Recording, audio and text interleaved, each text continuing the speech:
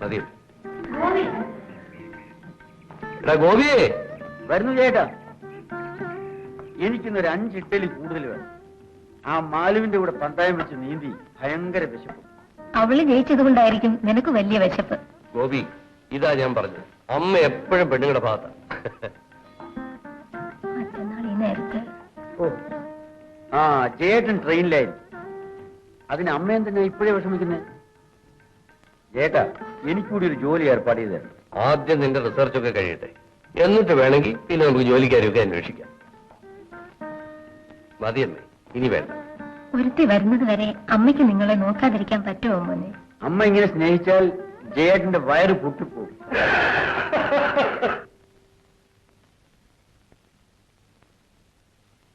ഒരു തരത്തിൽ നോക്കിയാൽ മേനൽ സാർ പറഞ്ഞാണ് ശരി. ഈ അന്ധവിശ്വാസങ്ങൾ മാറാതെ നമ്മുടെ നാട് നന്നാകില്ല. 16,008 ഭാര്യമാരും അവർക്കൊക്കെ ഉഗ്രൻ കൊട്ടാരങ്ങളും ഉണ്ടായിരുന്നിട്ടും കാട്ടിൽ കിടന്ന് മരിച്ച അവതാരം.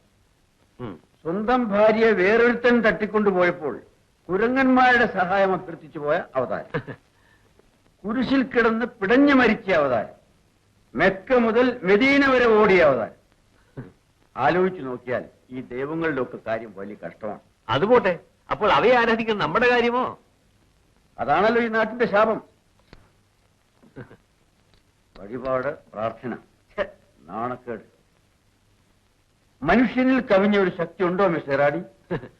മേനോൻ സാർ പറഞ്ഞതുപോലെ ഇല്ലാത്ത ദൈവങ്ങളെ പടച്ചുവിട്ടു മനുഷ്യൻ തന്നെയല്ലേ? അമ്മേ, ഗോപിയേട്ടൻ പോയോ? ഇല്ല, അവൻ ഡ്രസ് ചെയ്യുന്നുണ്ടാവും. പഠിത്തമൊക്കെ എങ്ങനെ ഉണ്ട് മാലു? കാപ്പി എടുക്കട്ടെ മോളെ? ഇവൾക്ക് കാപ്പി എടുത്ത് ഇവിടെ കൊണ്ട് കൊടുക്കാനോ? അകത്ത് പോയി കുടിക്കടി.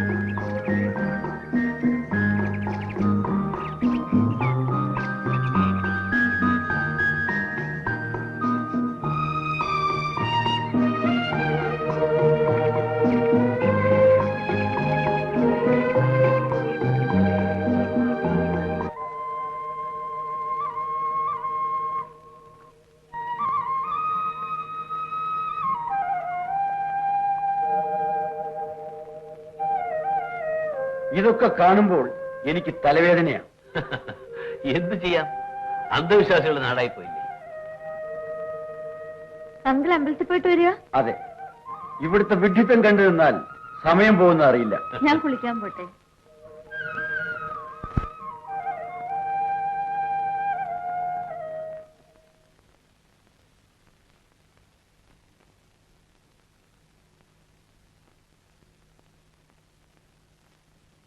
എങ്ങോട്ടാ? ചോദിച്ചത് കേട്ടില്ലേ? ഈ താലവും തിരിയുമായിട്ട് എങ്ങോട്ടാണെന്ന്? ദേവിക്ക് എത്ര പറഞ്ഞാലും അനുസരിക്കില്ല അല്ലേ? ഇന്ന് അങ്ങയുടെ പിറന്നാളാ. കണ്ട കല്ലിനെയും മണ്ണിനെയും പൂജിച്ച് എന്റെ ആയുസ് വർദ്ധിപ്പിക്കണ്ട. മിസ്റ്റർ മേനോൻ, ഏതായാലും ലക്ഷ്മിയമ്മ പുറപ്പെട്ടതല്ലേ? ഞാൻ നേർന്നിരുന്നതാ. പോയി വരട്ടെ. പോയേ തീരുമെങ്കിൽ പോകാം. നാളെ മുതൽ പോകേണ്ടി വരില്ല.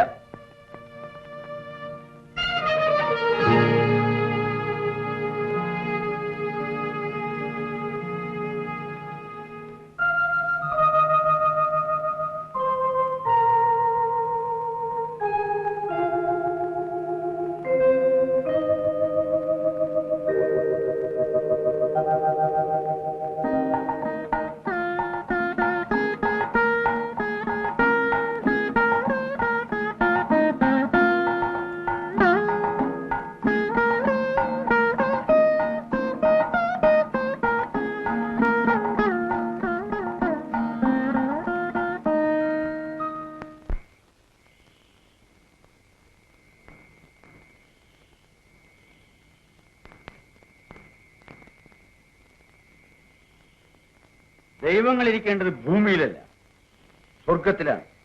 ഇത് മനുഷ്യനുള്ള സ്ഥലമാണ്.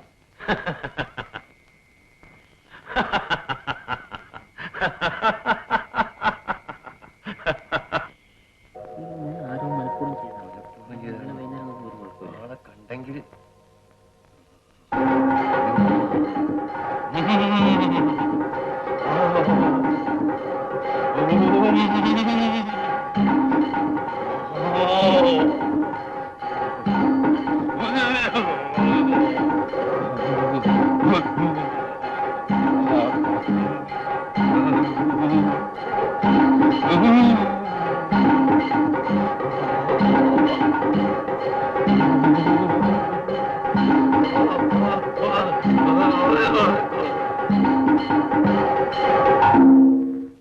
അമ്പലം കത്തിച്ചു എന്നൊക്കെ പറഞ്ഞാൽ എങ്ങനെ സഹിക്കും?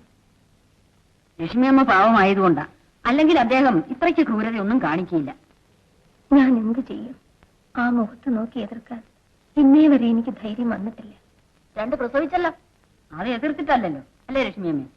നീ അപ്പുറത്ത് കൂടി അദ്ദേഹത്തിന് ആഹാരമൊക്കെ എടുത്തു വെക്ക്. ആ, മാലു ഇനിയും വന്നിട്ടില്ല. ഞാനും പോട്ടെ, വീട്ടിലാരുമില്ല.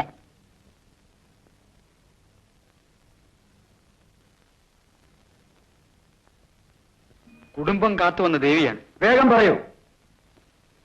ഈ ഗ്രാമത്തിന്റെ സംരക്ഷകയാണ് ദേവി. അമ്മ ഇത് സഹിക്കില്ല. അമ്പലം തകർത്ത് ദേവി ഇവിടെ ഓടിച്ചളയാമെന്ന് വിചാരിക്കണ്ട. കൂടുതൽ ശക്തിയോടെ ദേവി ഇവിടെ വാഴുക തന്നെ ചെയ്യും. ഇതെന്റെ സ്ഥലമാണ്.